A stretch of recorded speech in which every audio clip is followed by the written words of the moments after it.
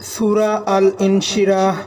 بسم الله الرحمن الرحيم. ألم نشرح لك صدرك ووضعنا عنك وزرك الذي أنقض ظهرك ورفعنا لك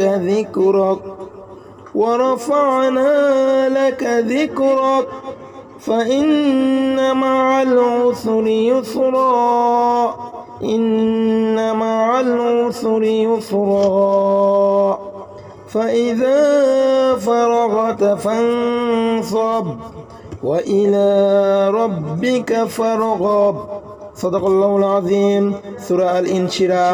আল্লাহ রাব্বুল আলামিন বলেন, আল্লাহ রাব্বুল আলামিন এই সূরাতে রাসূল সাল্লাল্লাহু আলাইহি ওয়াসাল্লামকে স্বস্তি দিয়েছেন এবং তাকে তার দায়িত্ব সম্পর্কে বলেছেন, এবং কাফেররা তাকে যে কথাগুলো বলতেছিল যে তাকে তার রাসূল তার আল্লাহ তাআলা পরিত্যাগ করেছেন, আল্লাহ তাআলা এই আয়াতে এই সূরাতে তাকে হেদায়েত দিয়েছেন, হিকমা শিক্ষা দিয়েছেন যে আমি আপনাকে পরিত্যাগ করিনি। আল্লাহ রাব্বুল আলামিন বলেন, আলম নাশরাহ লাকা সাদরাক, হে রাসূল আমি কি আপনার বক্ষ উন্মুক্ত করে দেইনি, আমি কি আপনার বক্ষ প্রশস্ত করে দেইনি। ওয়া ওয়াদানা আনকা ওযরাক, আর আমি লাঘব করে দিয়েছি আপনার উপর অর্পিত বোঝা, আপনার উপর অর্পিত দায়িত্ব আমি সহজ করে দিয়েছি। আল্লাযী আনকাদ যাহরাক, যা ছিল আপনার জন্য বহন করা অতিশয় দুঃসহ। ওয়া রাফা'না লাকা যিকরাক, আমি আপনার আলোচনাকে সমুচ্চ করেছি, আমি আপনার আলোচনাকে সমুচ্চ করেছি।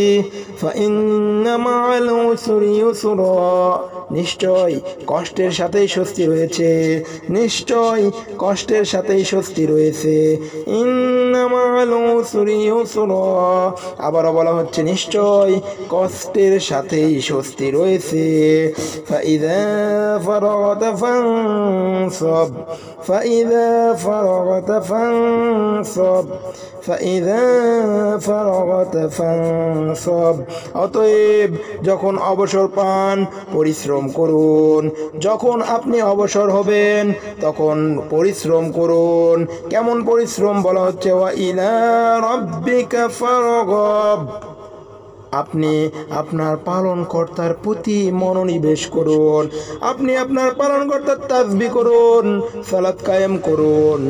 সম্মানিত ভাই বোন বন্ধুগণ, সূরা আল ইনশিরাহ এমন একটি সূরা, এই সূরাতে প্রশান্তির আয়াত নাজিল করা হয়েছে। এই সূরাটি পাঠ করে রাসূল সাল্লাল্লাহু আলাইহি ওয়াসাল্লাম এর ভগ্ন হৃদয়কে প্রশান্তিতে অনুভূত করে দেওয়া হয়েছে। রাসূল সাল্লাল্লাহু আলাইহি ওয়াসাল্লামকে জানিয়ে দেওয়া হয়েছে যে আল্লাহ তাআলা আপনাকে পরিত্যাগ করেনি, বরং কাফেররা ভুল বলছে। এই সূরা পাঠ করুন, বেশি বেশি প্রশান্তি অনুভব করুন।